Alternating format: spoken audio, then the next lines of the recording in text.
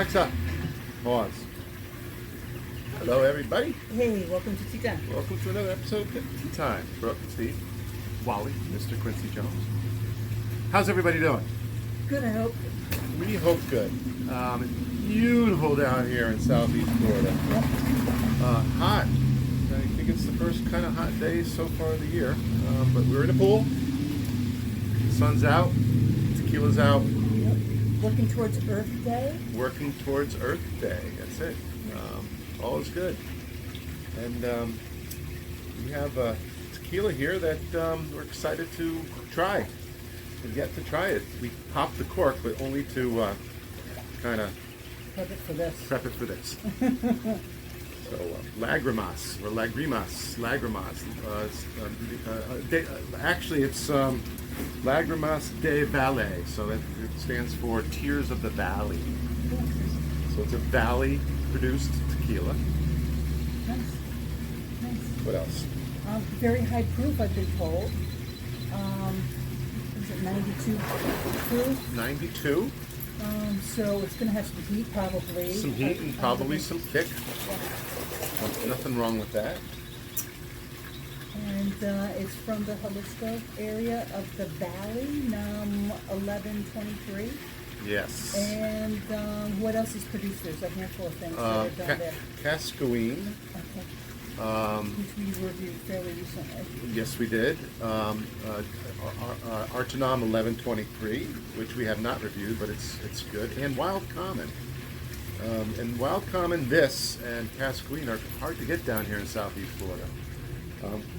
But our local guy Primo, thanks David, up here in Southwest Ranches, Florida, had it, and I saw it and I snagged it for about $60. It's a Reposado, which we prefer, yep. And we're going to try it. Yeah. What makes it, I think, unique is that they wind up harvesting a field, and that particular field will be this particular edition of the expression, and they will close down the field and do another one. So it's very, very small batch. I would think that would be the proper word for it, kind of like wines. So. Yeah. Where you wind up having a taste of what one particular land did. So if and when you wind up purchasing this, don't be surprised. I think it has the name of the field that it was in, which was what? El Sabino. Okay. And the date that it was harvested? 2023. Yeah, and think Ocho. Think Tequila Ocho, where Ocho does the same sort of thing, where they just dedicate one field to the agave plants and then bottle from that field only. And on the bottom of the Ocho bottles, they write the field that's from. This has the same sort of feel to it. I think the differences are that it's higher proof, yeah. and yeah. And it's coming from the number 3 distillery in Mexico. So pretty exciting stuff. Yeah. So why don't we just jump right in? I think a bummer thing about it was, if you had friends up in Connecticut and were like, go get this, the expression that they wind up getting might not necessarily be 2003 and from this particular field. So it's not, apples to apples, if you will.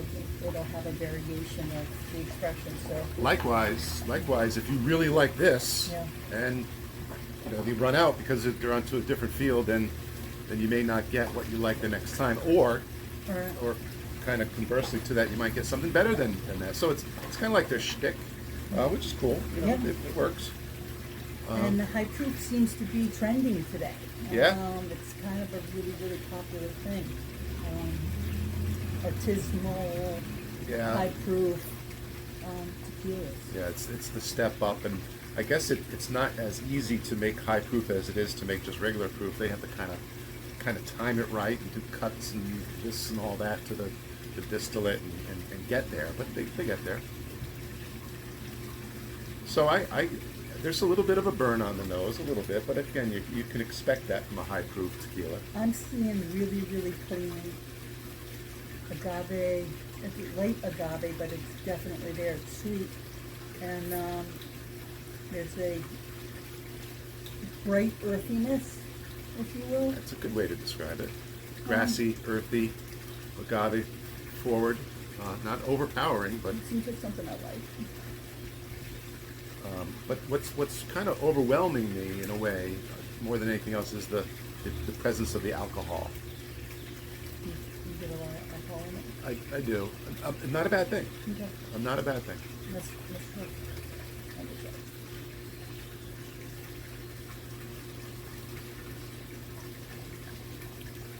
Wow, that's different in a very good way, and I don't know, my palate. I know it's got the I had heat. Dunkin' coffee this morning, so I don't know if that's affecting what's going on here. I think leading into any tequila twist, whatever you had prior, affects your palate.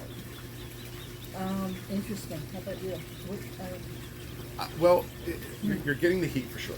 So the peppery, the baking spices, things like that. There's a flavor there that it kind of once it goes down, there's a flavor that lingers just for an instant. I can't quite pick up on it. It's maybe a little bit of cinnamon and licoricey type thing, but it's very good.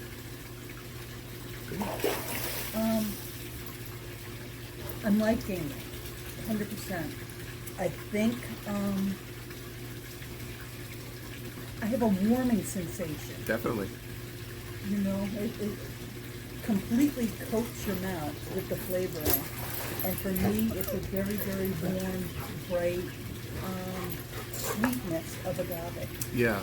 that I'll wind up getting. Yeah, it's almost like a kind of a honey type Yes, feel to yes, it. yes, yes. I think that's good. Like a honey citrus. It really is hard to describe. That's one of the allure, I think, is a very good allure for this tequila. Is it's earthy. It's agave.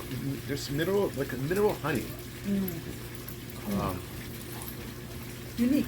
Very, very good. Tequila Matchmaker did a review on it fairly recently. Gave it a 91, which is huge for them. They pegged it as additive-free. Yep. I've learned recently that the additive-free logo that they've been putting on things from Tequila Matchmaker and Grover has been putting together, they are going to do away with it. Well, the CRT, the strong arm of the Mexican Tequila Governing Board, Wasn't is putting a happy with it. kibosh on it Yeah.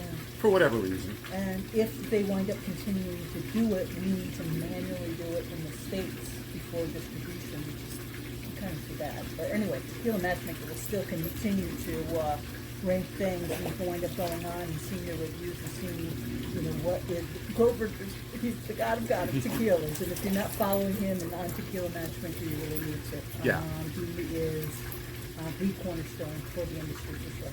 For sure, and I think that the general public is kind of getting more and more wind of these additive-free tequilas that slowly but surely are educating us, and those of us that are drinking tequila on a regular basis are educating ourselves in terms of what to expect out of additive-free tequila, and this is it. There's nothing fake about it. The color is nice and light. It's rested, I guess, in American oak barrels for 3 months. Yeah. And even though it's a high proof, it's not abrasive. You don't feel like you're having a moonshine or something No, like that. God. It's It's very smooth.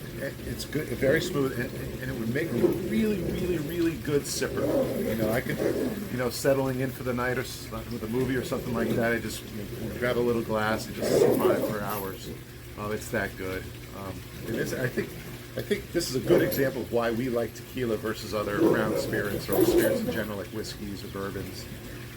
What would you say this single estate is kind of similar towards? Anything that pop up? Yeah. Yeah, Just to give them an idea. So in that $60 range, I think El Tesoro is up there with that in terms of its quality. G4 comes to mind, Tapatio comes to mind, even the Ocho, and it's in that that 55 to 65 range where you have a lot of really good high-end choices, and this falls right there smack dab in with them. And I'd give it a mid-80s on the Tequila Matchmaker score, for sure. Yeah, I'd buy it again. Good price, good tequila, and very solid. So there you go. Agreed. Well, thanks for tuning in. Absolutely. Thank you for Blue Planet. In honor of Earth Day, we're doing some green stuff. These things are really, really, really, really cool with sustainable materials created. Steve has bamboo wood on the side. Likewise, I do too. The metals are recycled, the whole thing. We're also honoring Earth Day with our local Four Oceans bracelets. Yay them. Thank you for sponsoring us here. And for Chewies for their dog toys. I think they've been a little aloof today, but... Not really. They're running around. But just let's get back to the Four Ocean real quick. If you go to our website, teatimetequila.com, we have a section up there that says, who we support, things like that. Yeah. Just like we're advocates of some of these organizations. Four Ocean, number 4 Ocean is one of them. And it's their job, their aim is to just clean up ocean floor or ocean beds and beaches and things like that. They tool around here in Florida, and they also go to the Caribbean and Central South America. It's a really nice organization, and they put together, with the materials that they take out of the ocean, they put together things like these beaded bracelets and other things. Anklets and really beautiful towels. You have a great sweatshirt, I mean. Jewelry, my sweatshirt I love. Not that they make that out of the materials from the ocean, but the point is, every time you make a purchase from them, a certain amount of proceeds go to the effort to pull out pounds, if you will, of garbage from beaches and oceans in this on this earth. So that's why we like them. Absolutely. On Earth Day, do something. Yeah. Pick up a plastic bottle, whatever it is, however little. Go out with your kids and clean up your yard in some way. It doesn't have to be a huge thing. Plant a tree. Plant an agave plant. That would be even cooler. All right, thanks for listening, guys. Alexa, resume. Cheers.